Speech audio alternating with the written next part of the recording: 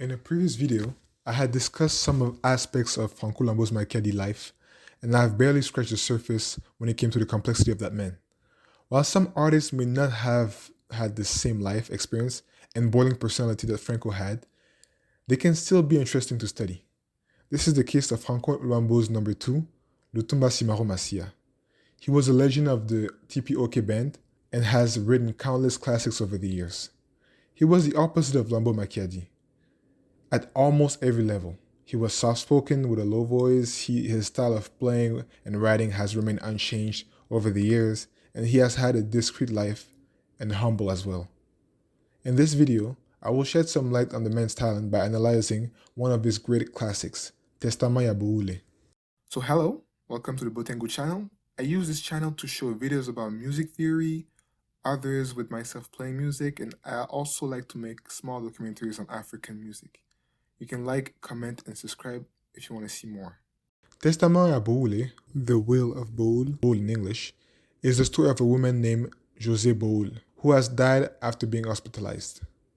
The song is sung from the perspective of her sister, Mati, who, as you can imagine, is grieving. The song, written by Simaro, came out in the late 80s and is sung by Mala Lugendo, a young talent that had recently been recruited. Franco is also featured in the song and helps out with the narration. The lyrics of the song have been translated and can be found below. I highly suggest looking at them before continuing the video. The song is a classic, and three elements are responsible for that fact. First, the song Testament ya Bowule guides us through the process of grief that has been discussed by psychologists.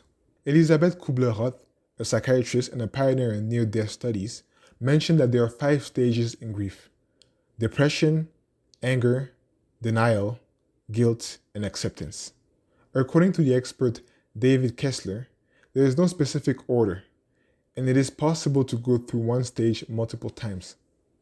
I was lucky enough that the text was made of short, direct phrases, sung in a way so that the singer could catch his breath. I took some of those phrases apart to see whether or not they obeyed the 5 stages of grief. I have even made an Excel sheet and found some interesting things. First, each grieving stage is reflected in at least a couple of phrases. There is also an evolution of the mood. For example, there are more acceptance phrases at the end rather than at the beginning. There is some back and forth within the stage as well. Now, was that done deliberately? I'm not sure. If it was, it shows how much research Simaro has made to write the song. If it wasn't, then the fact that a man's simple observation can equate years of research in psychological theory is pretty fascinating in itself. The other reason I think this song is great is for personal reason, really. I have often thought about that fictitious old wise African man that would tell fairy tales and give advice to the youth. Simaro is one of the closest real person to that fictitious character, in my opinion. He could not make a speech or a song without actually using a traditional proverb or a figure of speech. It is slightly reflected in this song. In the phrases, Mbongwe kuki kusomba liwate, liwa ezali nzela ya moto nyonso, liwa yo kinga esoni, moki elingi bato amalamu te. He has also used turns of phrases. For example, in Bantu funerals, the mourners often talk directly to the deceased and release their anger, as they feel betrayed. This is well shown in the phrase, Bowule or Boibiso. All of those and even more in the text show how Lutumba poetically displayed his Bantu culture through the subtle expressions that he used.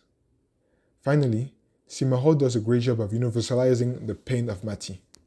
The death of a relative is already something that people can relate to, but Simaro does a couple of things such that the audience can further feel that pain. First, he puts more emphasis on the description of the pain than on the circumstances of the death. We do not know what Bowule died of, but we sure know how her sister felt, and that is particularly effective. If he had gone into the details about the death and said, for example, cancer, the one who would have lost his relative in a road accident wouldn't have been able to completely relate. Leaving the death circumstances ambiguous does contribute to the universalization of pain. Another important aspect is the religious one. Sometimes when invoking death, there is a tendency to become religious, especially for an author such as Simaro, who was a devout Christian. But this is not fully the case in this song, and it is highlighted when Franco mentions multiple religions to show that there are a lot of commonalities between them. This contributes to reaching people from other faiths. Finally, Simaro does something really interesting in the end. He transcends the world he created in his own song. We never get to know really if Mati or Bowule are fictional characters. But at the end of the song, Mati tells Bowule to say hi to a list of people she knows that have already died. And then the names start becoming a bit familiar for the ones who know the Kinshasa musical scene. Now, if you didn't know those names, bigger names are mentioned after, such as Frank Lassagne, Grand Calais, and Dr. Nico Kassanda.